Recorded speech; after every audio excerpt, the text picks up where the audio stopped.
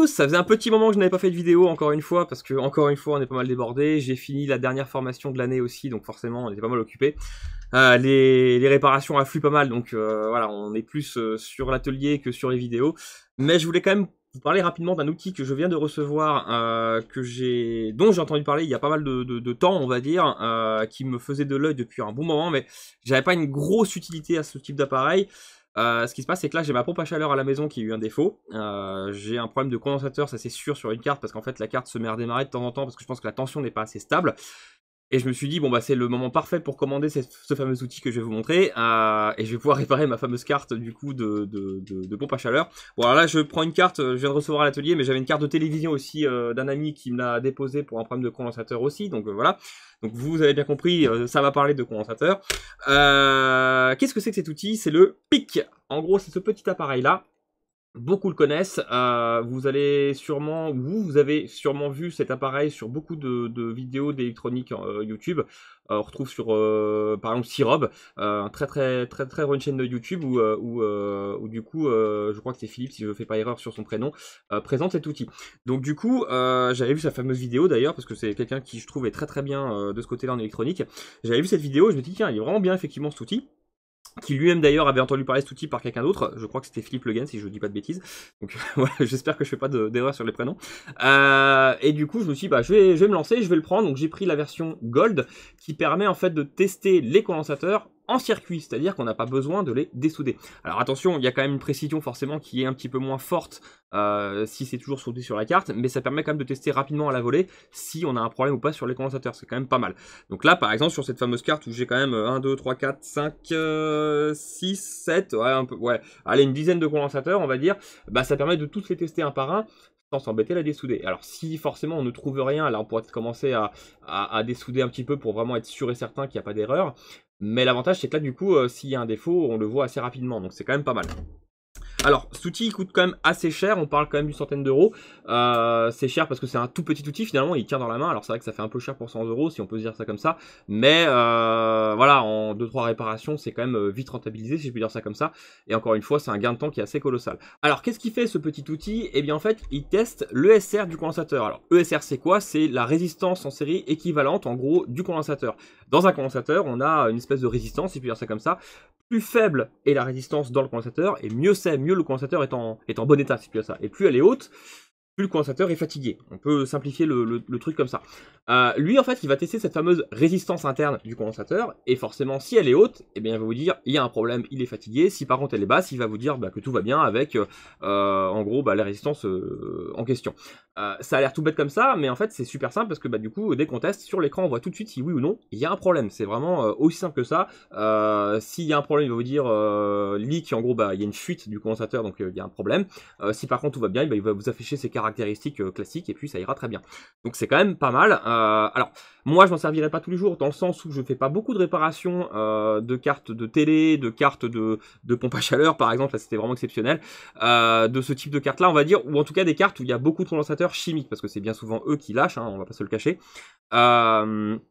Mais par contre, pour un réparateur qui va faire beaucoup de télévision, de la radio, enfin bref, tous ces types d'appareils finalement, je sais pas, des sèche-linges, des machines à laver, bref, genre d'appareils où il y a des condensateurs chimiques pas mal, des plaques à induction, enfin ça peut être vraiment, il y a beaucoup de domaines, et bien ce type d'appareil pourrait vraiment aider. Alors je pense que beaucoup de réparateurs le connaissent et s'en servent, mais peut-être que certains ne l'ont pas. Moi en tout cas, je le connaissais, mais je l'avais pas parce que je n'avais pas vraiment la grosse utilité, mais je me suis lancé parce que je me dis voilà... ça tombait bien, c'était le bon moment, puis en plus ça permet d'en parler un petit peu. Mais je pense que c'est vraiment un outil qui peut être indispensable pour tous ceux qui font de la réparation électronique, de gros électroniques, d'électroménager, si on peut dire ça comme ça. En gros, encore une fois, de tout ce qui va être avec beaucoup de condensateurs chimiques, comme on a voilà, ces fameux cylindres, comme tout le monde les connaît, là, les petits tubes là, par exemple, voilà. Alors, comment on fait pour repérer un condensateur qui est fatigué? Eh bien, la première chose en général, c'est l'œil, hein, tout simplement. Il y a un petit, sur les condensateurs, il y a une petite croix hein, qui permet de faire en sorte que quand il lâche, il ne pète pas comme des pétards, que ça explose pas fort. Donc en fait, il y a une petite croix dessus, dessinée pour que ça puisse s'éventrer gentiment et que le gel qui est dans le condensateur se dégage, ou en tout cas le gaz qui va s'en dégager, parte gentiment et que ça fasse pas un gros paf, comme ça pouvait arriver sur les anciens condensateurs. À côté, par exemple, on a ces deux-là qui ont gonflé, justement. On les voit bien, là, alors ça se verra peut-être moins facilement à la caméra, mais c'est bombé. ça a commencé à gonfler parce que justement ils sont usés. Alors ça c'est quand tout va bien dans le sens où bah, on les voit à l'œil, on les change, c'est reparti, mais il arrive très très souvent que les chimiques, même en bon état, soient toujours plats et pourtant ils sont HS en interne. J'ai un client qui est venu me déposer il y a quelques semaines de ça maintenant, c'était juste avant les vacances, une carte de camping-car qui alimentait le 12 volts de ces petites LED à l'intérieur pour la lumière. Et eh bien ça fonctionnait pas bien pendant allez 1 heure et demie à peu près, les LED n'arrêtaient pas de couper, remettre, c'était pas terrible, jusqu'à ce que la carte chauffe un petit peu et puis pof, ça finissait par fonctionner. Eh bien c'était un tout petit condensateur qui était fatigué et par contre à l'œil on le voyait pas du tout. Et d'ailleurs j'avais pas cet outil là à l'époque donc je m'étais un petit peu galéré pour le trouver. Là c'était on tâtonne hein, dans ce cas-là. Bon, il y a des moyens pour les tester, mais c'est un peu plus compliqué, on va dire. Mais avec ce type d'outil tout simple, eh bien, j'aurais pu détecter ça en l'espace de quelques secondes, quoi. Donc voilà. Donc on va faire un essai. Ça va être une petite vidéo, hein, mais je pense que c'est quand même un outil qui peut être pas mal pour tous ceux qui ne connaissent pas et encore une fois qui font beaucoup de réparations ou qui veulent se lancer sur des réparations comme ça, parce que ça permettrait quand même de réparer assez rapidement et assez facilement n'importe quel type de carte qui ont des condensateurs fatigués. C'est quand même pas mal parce que du coup, même sans trop s'y connaître, on va dire, avec ce type d'outil, on peut finalement réussir à faire des petites réparations de cartes de chez soi. Mine de rien, les cartes de télé, c'est ce qui ça pète quand même souvent parce que ça chauffe et ça te sert quand même tous les jours, on va dire, en général. C'est facile d'accès sur les télés, hein. N'importe qui peut ouvrir le petit capot à l'arrière de sa télé et puis ouvrir ces fameuses cartes et puis bah du coup pourrait tester ça pour dessouder les condensateurs. Alors, dessouder les condensateurs c'est plus compliqué parce que c'est comme des cartes assez épaisses, il faut un petit peu de matériel, mais dans le principe c'est pas très compliqué à faire et au moins à essayer quoi. Donc c'est parti, je vais baisser un peu ma caméra, je vais pas mettre le microscope parce que là c'est quand même assez gros, et puis on va faire un essai de ce petit outil, on va voir un peu ce qu'il nous dit avec les condensateurs en bon état ou en mauvais état. C'est parti. Voilà, donc j'ai mis la petite carte présentée ici, je vais du coup la retourner après, puis on va tester les fameux condensateurs en question. Alors, il y en a pas mal que je pourrais tester, mais je vais pas en tester 3000 non plus, ça sert à rien, c'est juste pour l'exemple. Alors, faut savoir que ce petit outil, alors ne vous faites pas avoir, il est livré au départ avec ces petites pinces crocodiles là, je vous montre ça sous la petite caméra. Voilà, c'est ce type de pince croco, ce qui est pas franchement très pratique pour mettre, on va dire, des condensateurs en test. Moi, j'ai acheté en plus ces espèces de petites probes, ces petites sondes qui sont, voilà, qui sont fines et qui s'emmanchent dans la petite c'est une petite pince croco, mais vraiment, enfin pas croco, mais une petite banane, une tige banane, mais qui est toute petite. Donc, faut vraiment acheter les sondes exprès, hein, sinon ça passerait pas. Enfin, à moins de bricoler un petit quelque chose à la limite, mais bon, je voulais pas trifouiller l'outil alors qu'il venait à peine d'arriver. Donc voilà, donc méfiez-vous quand vous recevez l'outil, il n'y a que ce type de pince croco, donc je vous conseille fortement de commander ce type de petites sondes très fines qui permettent vraiment de faire des tests facilement sur la carte. Voilà, c'est le petit truc tout simple. Et on a un super petit manuel classique hein, qui permet d'expliquer un peu comment l'outil fonctionne, qui vous explique. Alors c'est de l'anglais, mais bon aujourd'hui je pense que tout le monde sait un minimum se débrouiller avec l'anglais et au pire il y a internet pour vous aider. On a le fameux tableau qui permet de donner en fait les références d'ESR selon chaque condensateur au niveau de leur tension et de leur capacité. Voilà, donc c'est plus par information parce qu'encore une fois l'outil fait tout seul entre guillemets, donc bon ça permet vraiment de tester soi-même. C'est pratique quand on veut tester un condensateur qu'on a dans un tiroir à la limite pour être certain qu'il est bon, mais voilà, donc dans le principe il n'y a rien de bien compliqué. Donc il arrive, il est déjà chargé, je crois que dedans il y a une petite pile d'1,5 V, donc c'est tout simple, je pense que pour la changer il faudra virer les 3 vis et puis changer la pile hein, tout bêtement. Donc voilà, on l'allume tout bêtement, voilà, il met son petit, voilà, il dit que là il est en attente d'un composant, donc je vais le poser à côté. Et puis on va tester, je vais tester au pire les condensateurs qui sont ici, juste là, parce qu'on a les pattes qui sont visibles. Alors je vais essayer de mettre ce petit test au niveau de la caméra. Est-ce que vous verrez quelque chose? Je pense que c'est pas mal. Comme ça vous verrez au moment où je teste, ça peut être sympa. Si j'arrive à le bloquer, c'est encore différent, parce qu'il n'a pas de petits pieds, mais c'est pas très grave, voilà.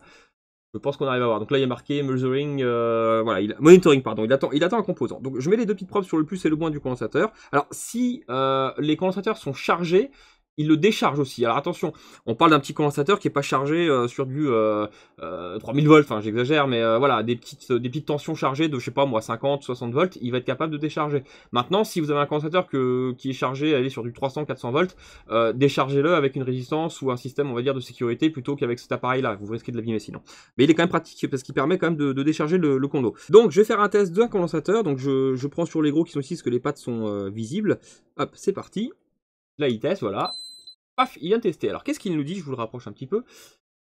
Il nous dit que c'est un condensateur. Alors, pas un, mais deux condensateurs qui font ensemble 127 microfarads, parce que comme j'en ai testé un, mais qui sont sur la même ligne, la capacité du coup est doublée forcément, hein, c'est deux ensemble. Par contre, le SR, lui, c'est bien celui duquel j'ai testé, j'essaie de vous mettre bien, voilà. Et là, il m'indique 0,74. Et en fait, bah, pour lui, tout va bien, c'est ok. Maintenant, je vais tester sur des condensateurs qui sont, bah, du coup, les fameux gonflés, hein. J'ai fait exprès de prendre cette carte-là, parce que je savais qu'elle était défectueuse de ce côté-là. De bien vous mettre l'appareil là, voilà. Je retourne la carte du coup, parce que là pour tester les petites patounes, j'aurais pas le choix. Donc les deux HS c'est ici. Je vais le mettre sur celui-ci, donc là je sais que c'est un des qui est HS. Hop, il teste.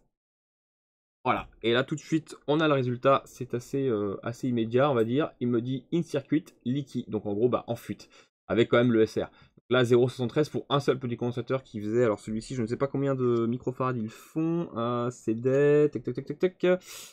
6.3 volts, 1500 microfarads. Et du coup, bah là, la résistance est trop élevée en fait par rapport à ce type de condensateur. Voilà. Donc là, simplement, en fait, en l'espace de 2 petites secondes, il me dit qui va bien, qui va pas bien. Alors attention, je rappelle quand même que sur la carte mère, sur le circuit, c'est quand même moins précis que si on teste un condensateur tout seul, hors circuit, on va dire, où là, c'est beaucoup plus simple et beaucoup plus précis. Mais ça permet quand même rapidement de savoir si on a un souci au moins sur la ligne, ou en tout cas sur le condensateur en question. C'est quand même pas mal.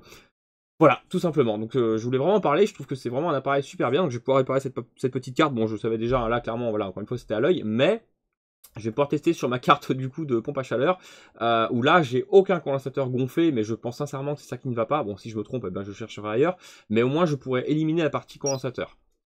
Voilà, donc toute petite vidéo, toute simple, hein, mais je pense que ça vous plaira quand même. Alors, je pense que beaucoup connaissaient cet appareil, mais beaucoup ne doivent peut-être pas le connaître, parce qu'encore une fois, dans notre domaine, nous on répare beaucoup de petits appareils comme les téléphones, les tablettes, etc. Mais je suis certain que la plupart des réparateurs ont aussi des demandes pour des cartes de télé, des cartes de chaudière, des cartes de pompe à chaleur, des cartes de camping-car ou de caravane, hein, comme ça arrive à tout le monde, comme moi ça m'est arrivé, ça m'arrive encore de temps en temps. Et souvent, je refuse les cartes parce que malheureusement, je manque de temps et je peux pas vraiment les tester en circuit. Mais avec ce type d'appareil, au moins, je pourrais dire au client, oui, j'ai bien trouvé un truc qui va pas, je vais changer les condensateurs qui vont pas. Et au moins, voilà, on a un peu plus l'assurance de dire qu'on a 1000 doigts sur quelque chose, si je peux dire ça comme ça.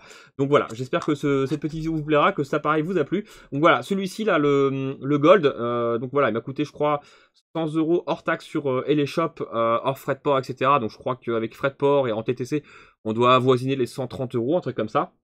Voilà, c'est quand même un petit budget, hein, faut bien se le dire. Mais voilà, encore une fois, en tant que réparateur ou même un bon passionné, c'est pas quelque chose d'inabordable. Enfin, je veux dire, j'ai des appareils qui coûtent beaucoup plus cher ici à l'atelier. Ça, c'est un point. Et alors, il existe aussi un modèle un petit peu moins cher, hein, je crois 80 €, qui n'est pas la version Gold, et en fait, qui ne permet pas de tester les condensateurs directement sur le circuit. Ça dépend des utilisations ou des besoins. Voilà, moi, je sais que j'ai voulu prendre vraiment pour tester directement sur les cartes pour gagner du temps. Maintenant, si vous vous dites non, mais c'est pas grave, moi je vais dessouder les condos, bah vous les testerez hors circuit en dessoudant une patoune, et puis voilà, hein, donc ça vous coûterait moins cher comme type d'appareil. Il existe aussi d'autres petits multimètres ESR, hein, il y a plein de petites variantes, hein, on peut en trouver à 20-30 €. C'est juste qu'ils n'ont pas vraiment ce petit mode automatique, entre guillemets, qui vous disent voilà, c'est bon, c'est pas bon, il faut vous-même vous référer sur le tableau pour voir si c'est bon ou pas bon. Voilà, c'est un petit détail, mais ça peut être quand même pas mal d'avoir un truc automatique, c'est quand même plus simple. Donc voilà, moi j'aime bien ce petit modèle-là, il est quand même assez efficace, il faut bien l'avouer. De bien penser à prendre par contre les petites sondes spécifiques, vraiment pour pas être embêté. Voilà, c'est tout ce que j'ai à dire là-dessus. Un petit outil très formidable, j'ai envie de dire. Allez, à la prochaine!